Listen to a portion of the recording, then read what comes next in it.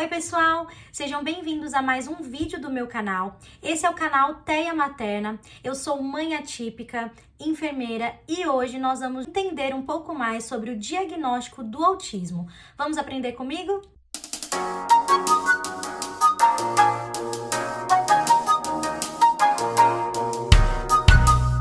Esse é um tema que eu sempre recebo perguntando: será que o meu filho tem autismo? Como saber se o meu filho tem autismo? Em que profissional eu preciso levá-lo? Como que deve ser fechado esse diagnóstico?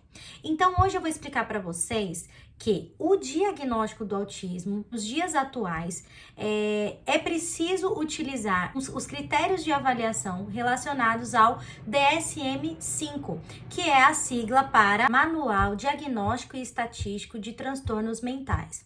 Esse manual ele foi criado pela Associação Americana de Psiquiatria. Foram estabelecidos alguns critérios em que o médico, no caso, ele deve atentar à presença de determinados sinais e sintomas, e esses sinais e sintomas obrigatoriamente eles devem aparecer na primeira infância, tá? Então ali antes dos 6 anos, e serem persistentes e causarem prejuízos significativos na vida da criança. E ele é dividido em duas partes. Na primeira parte é o que a gente chama, a criança precisa apresentar déficits persistentes na comunicação e na interação social. E ela é manifestada por 3 tipos de características e a criança precisa pontuar essas 3 características para ser fechado nessa parte.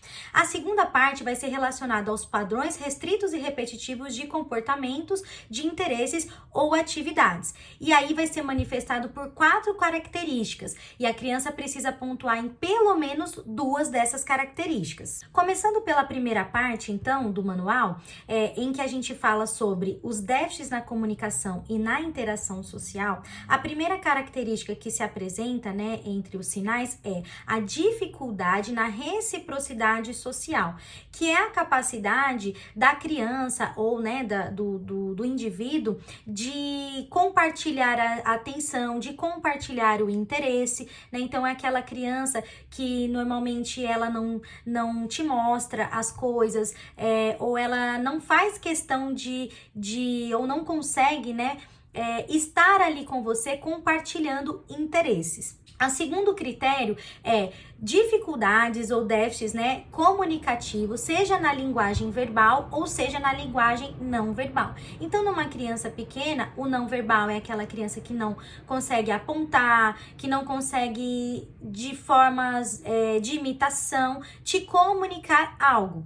E também da linguagem verbal, então aquela criança que tem o atraso na fala, o atraso da comunicação em si. E também déficits para desenvolver e manter relacionamentos, muitas vezes manifestado por aquela pessoa, aquele indivíduo que não sabe entender a linguagem corporal, não sabe manter, não entende as especificidades dos relacionamentos. Já na segunda parte do manual, em que a gente entra nos padrões restritos e repetitivos de comportamentos, interesses ou atividades, a criança precisa manifestar esse comportamento por movimentos motores de objetos, de fala, que sejam estereotipados ou repetitivos. Então aqui entra o que a gente chama de estereotipias. Elas podem ser motoras, então manifestada por algum tipo de movimento que a criança faz no corpo, como flapping, como andar na ponta dos pés,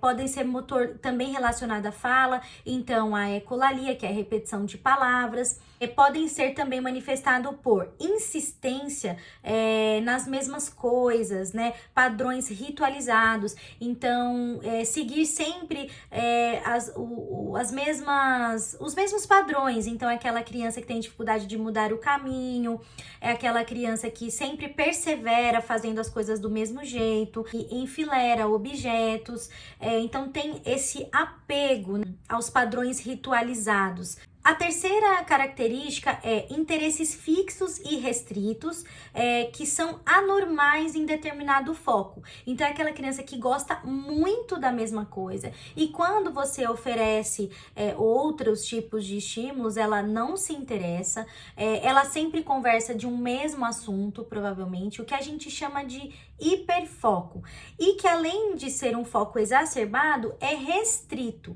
Então, ela tem muita dificuldade de se interessar por outros assuntos, por outros brinquedos, outras coisas relacionados e apropriados ali para a idade. E a quarta característica é a questão da presença, né, de hipossensibilidade ou hipersensibilidade a estímulos sensoriais. Então, tanto para o hipossensível, então a criança que faz muitas buscas sensoriais, costuma passar as coisas no corpo, coloca objetos na frente dos olhos, se deita no chão, então ela busca esses estímulos sensoriais, e a criança que tem a hipersensibilidade, então às vezes a hipersensibilidade ao ruído, né, então ao som, a tátil, então aquela criança que às vezes você vai ver que põe a mão nos ouvidos, aquela criança que tem resistência ao toque, isso está relacionado à hipersensibilidade sensorial. Então, o diagnóstico é basicamente fechado desta forma. Se eu observo que minha criança tem a presença de algum desses critérios, da presença de algum comportamento que esteja dentro desses critérios, é importante que eu busque um profissional especializado. E normalmente esse profissional é um neuropediatra, um psiquiatra infantil, um pediatra do desenvolvimento, são profissionais que podem estar fazendo esse diagnóstico. É importante que vocês busquem referências na cidade de vocês que tenham também especialização na área, porque muitas vezes o profissional pode ser um psiquiatra infantil ou pode ser um neuropediatra, mas ele não tem experiência ou ele não tem realmente muita capacitação na área do espectro do autismo.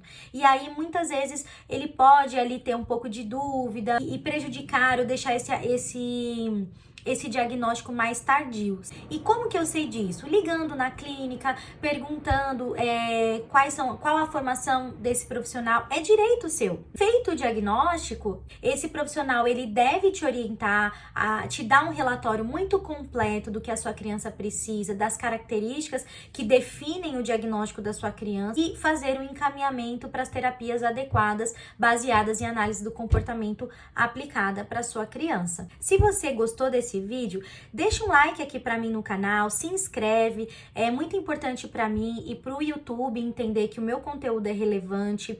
E eu também vou pedir que, se ficou alguma dúvida, que vocês deixem aqui no comentário, que eu vou fazer questão de responder. Me siga também lá no Instagram com o perfil Teia Materna também, e vamos aumentar aí esse conhecimento nessa área do autismo para ajudar cada vez mais as nossas crianças. Um beijo e até o próximo vídeo.